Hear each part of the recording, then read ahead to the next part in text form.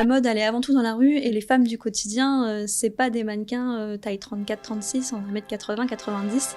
Donc c'est important que chacun puisse se retrouver et s'identifier justement.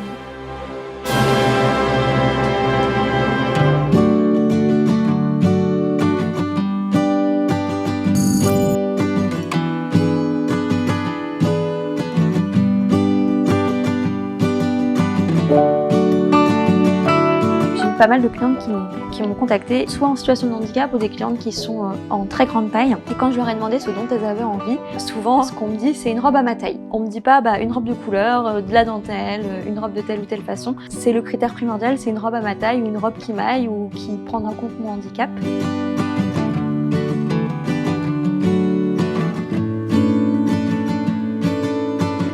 On ne rentre pas entre guillemets dans les cases imposées par les dictats de la mode, on a du mal à s'habiller. Donc moi en fait je voulais vraiment avoir une robe belle, à la bonne taille et confortable.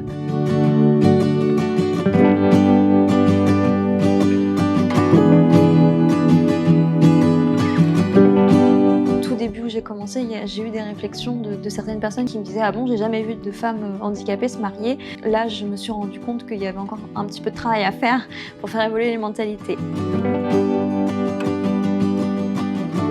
C'est relativement rare de porter une robe de mariée et ça permet de montrer au public que ce genre de vêtements existe pour les personnes en situation de handicap.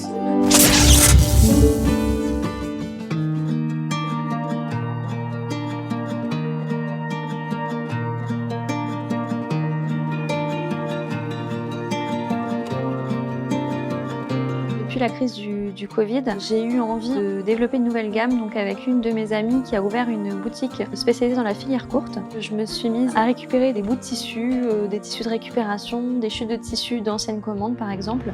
Je trouvais ça intéressant justement pour le côté éco-responsable.